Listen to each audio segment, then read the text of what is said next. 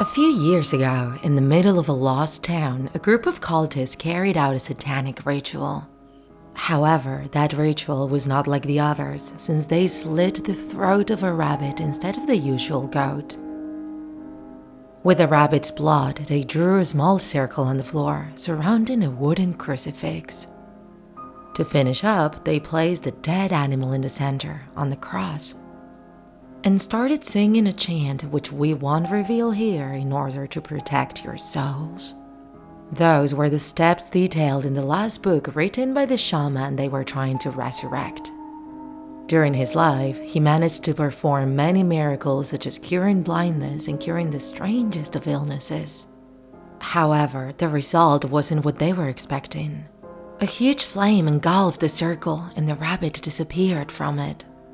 The cultists didn't want to give up, so they sacrificed 10 more rabbits to try to make a pact with the devil. But nothing came out of it. The following days, all of the cultists who participated in the ritual were brutally murdered, all in the same way. Their throats were slit. It seemed that this incident would have no other consequences, until Linda and her group of friends decided to spend the night at a country house. They wanted to celebrate that the exams were finally over, and since they hadn't gone out in months, they needed at least one night to disconnect and relax. After a long car trip, they finally arrived to their destination, and the country house looked even bigger than in the photos. There was a man waiting for them outside to give them the keys of the house, just like they agreed. To them, the best thing about that place was that there was no internet and no phone coverage. They really wanted to disconnect and have no interruptions, so they decided to go all in.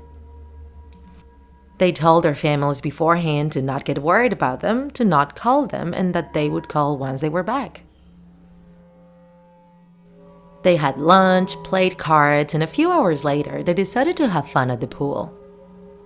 They spent a wonderful afternoon filled with laughs, and the best part was that only they were there, with no electronic devices interrupting their fun. Night fell and the group started to make dinner. They placed the charcoal they bought in a grill and prepared to cook different kinds of meats: pork, chicken, sausages, and rabbit. It would all take a while to be ready, so they left the meat cooking in the grill and went to the living room to talk and hang out. However, when they went back to check the grill, they noticed that the rabbit meat was no longer there. And strangely enough, the uncooked rabbit meat still in the bags was gone too. However, they didn't give it much importance and thought that maybe some hungry animal took the rabbit. Just in case, they stayed near the grill and prepared the rest of the meat. They ate their dinner, although they still felt a bit hungry afterwards. However, the time to party and stay up late had finally come. Bit of hunger wouldn't stop their fun. After a few hours of partying, one of the guys said he saw something moving behind the window. Thinking it was the animal who took their food, he grabbed a knife and went after it. His intention was to hunt that animal and eat it in revenge. They still had a bit of charcoal left to cook it after all. However, 5 minutes later, the group heard a scream of pain. They were all sure it was the voice of their friend who went out hunting and quickly went out to look for him. But all they could find were a few blood stains on the yard's ground.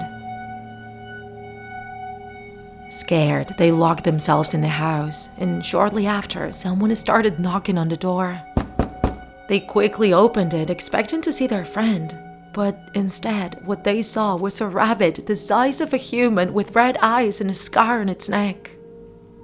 It was holding something in its paw, which couldn't be seen that well due to the darkness, but they could still distinguish it was the head of their friend with an expression of pure horror still dripping blood. The group was frozen in shock, trying to assimilate what they were seeing. Once they reacted, they quickly closed the door and grabbed all sorts of tools they found around to use them as weapons. Knives, fireplace tongs, and pointy bars thrown around the room. They spent the whole night scared out of their minds. And even though there was no phone coverage, they tried to call the police many times. But it was futile. They were all alone against that threat. They couldn't sleep, and every noise they heard made them jump in terror and raise their weapons. They were all trembling and crying. They felt hopeless, even though they outnumbered that creature. In a moment of bravery, they looked through the windows, and seeing that nobody was outside, they decided to rush to the car and quickly drove out of there. They wanted to reach the nearest police station and report what happened to their friend. They were so scared they couldn't even talk anymore. All they could do was look at the road ahead and tremble. Then, as they were about to take a curve, one of the tires got punctured, resulting in the car riding off the road. Fortunately, they weren't too high up, so nobody got hurt after the fall. However, the car was now upside down, and the group was now completely defenseless and unarmed. As much as they tried, they couldn't turn the car back up, and they didn't even have a spare tire. All they could do now was pray, hoping that somebody would eventually pass through that road and stop to give them a hand. Shortly after, the group saw two red glowing eyes in the dark. They turned on the car's lights and saw the shape of the giant rabbit. This time around, it was covered in blood and was wielding a machete. The group tried to run away, but some were so terrified that their legs weren't responding. And those who did manage to run soon collapsed in horror. They knew they were all doomed. They tried screaming for help. However, they were so far away from civilization that deep down they knew what they were doing was futile. The giant rabbit slowly approached them, showing a shiny smile that reflected the lights of the car. Many days later, a family driving to the same country house found the overturned car. The stench coming from there was so terrible that they decided to explore around to find the cause. And they found the bodies. All of them had their throats slit. The family quickly drove back and alerted the police. The agents didn't find the one responsible, nor any suspect except for the country house owner, who was interrogated in different occasions. There was just one element in common, aside from the fact that all of their throats were slit. Their clothes had grey color stains on them, which the police analyzed and concluded to be rabbit hair. Many people have affirmed to have seen that same rabbit monster in different parts of the world. All of them isolated and with no internet nor phone coverage. And they all had only one factor in common. A rabbit had been hurt in there. If you enjoyed this video, don't forget to like it. And if you want to see more Draw My Life horror videos, subscribe to our channel. See you in the next episode.